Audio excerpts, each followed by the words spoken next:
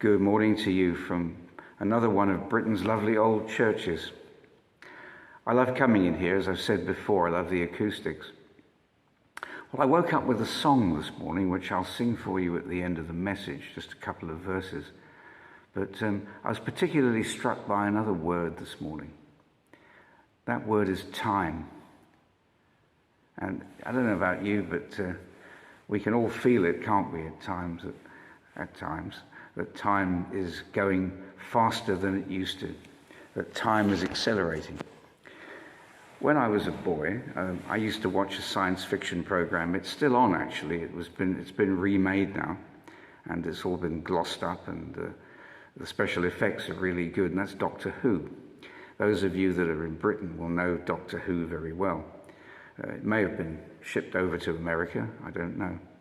But it's all about somebody who comes from another planet, as far as I know, and he travels around in what was known as a police box.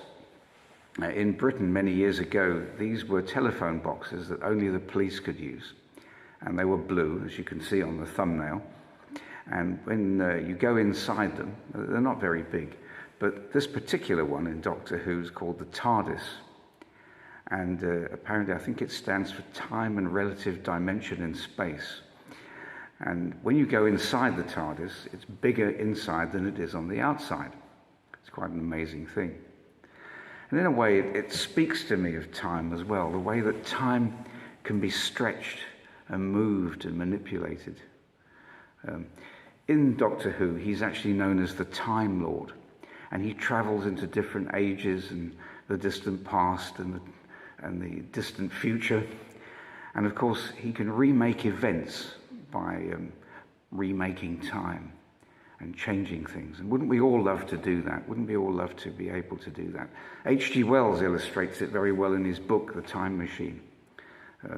Here he is sitting on this rather strange-looking apparatus, and he pulls a lever, and then you see all the numbers on the dial spinning upwards, and you see in front of him, there's a fantastic scene in the film, The Time Machine, where you see everything speeded up, and he's looking at a shop window, and you see all the fashions changing within just a matter of seconds.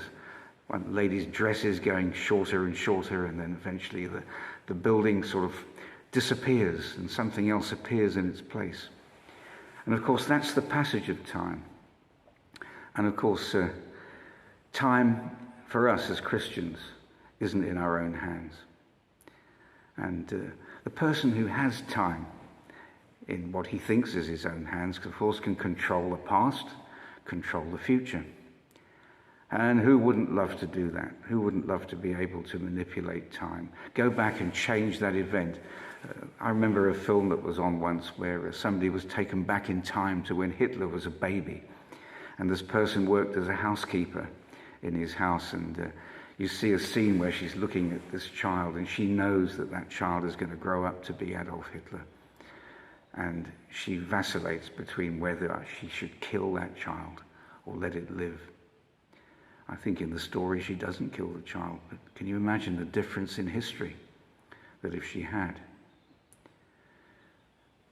God is the overseer of all time.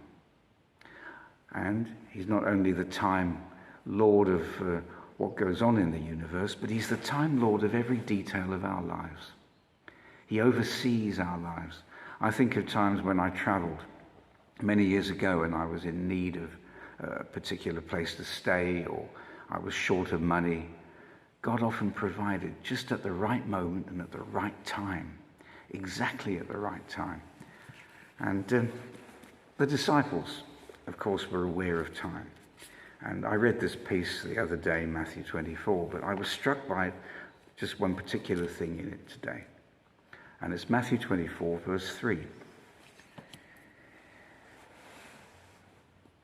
And as he sat upon the Mount of Olives, the disciples came unto him privately, saying, Tell us when shall these things be, and what shall be the sign of thy coming and of the end of the world?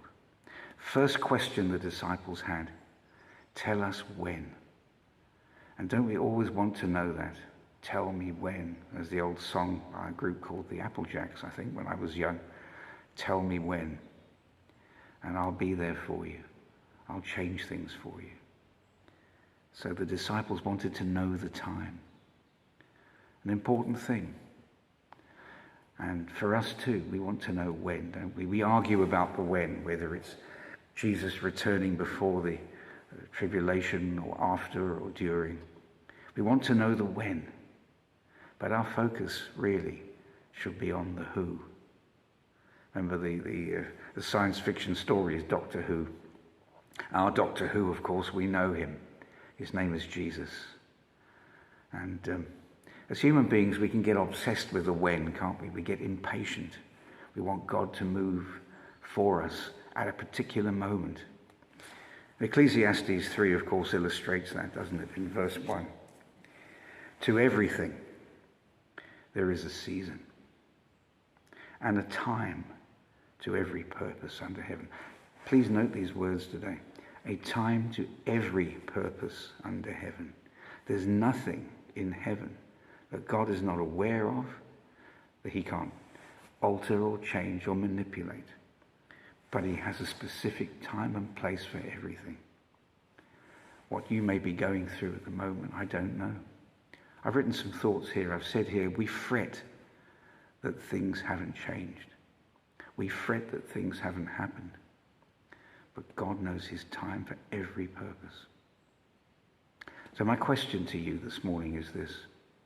Have you given God your time? That doesn't just mean have you gone down to a homeless shelter and fed the hungry or anything like that. But have you committed your time to God? Every moment and every minute and every second that he gives you. Have you surrendered it to the time Lord? The only one who can really change the future. We can't get into a box, pull a few levers and make things happen like that. I've written this down as well this morning. Don't be caught up in time anxiety. I used to have a clock and it had written in Latin on it, Tempus Fugit. I think it is probably on a lot of clocks actually. Time flies, the Latin for time flies. Remember the film many years ago, the Shawshank Redemption.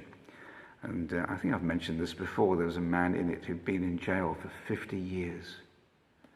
And he was released.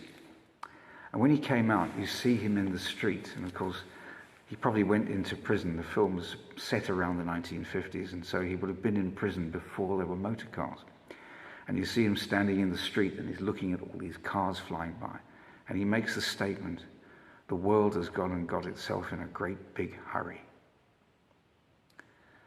Are you in a great big hurry today? Are you in a hurry to see things happen? I think we all are, aren't we? Especially over the last 2 years and as we see what's happening in the world. And, oh Lord, tell us when you're coming. And of course, no one wants to hear the doomsayers. Oh, he's coming after all the difficulties, after all the tribulation. Oh no, God's not like that. But please understand this. God has his time for us. He has his time for you today. Pointing like that always reminds me of that old poster, I think it was, promoting soldiers to come and enlist in the First World War. And it's a picture of General Kitchener, and he's going like this, and he says, your country needs you. Well, this morning, God needs you. He needs you to surrender your time to him. And Matthew 24:36 illustrates that as well. But of that day and hour knoweth no man. No, not the angels of heaven, but my Father only. God is keeping this incredible secret. He's keeping the secret of the when. He's the one who holds time in his hands, and he knows the exact moment, the exact second to appear. It won't come 1 second before or 1 second after. And that to me is actually one enormous great comfort. And Psalm 31:15 reinforces that. My times are in thy hand. Deliver me from the hand of mine enemies and from them that persecute me. My times are in his hands. I remember my wife's uncle, we went to see him on his deathbed, and I can remember him quoting that. And it stuck in my mind. I'd like to sing a couple of verses of a song. I know this is what I woke up with this morning, which inspired this message. And I won't sing all of the verses, just the first one and the last one for you. It's by somebody called Timothy Dudley Smith. There's no date. Lord, for the years your love has kept and guided, urged and inspired us, cheered us on our way, sought us and saved us, pardoned and provided. Lord of the years, we bring our thanks today. And the last verse, which is the one that really struck me, I think.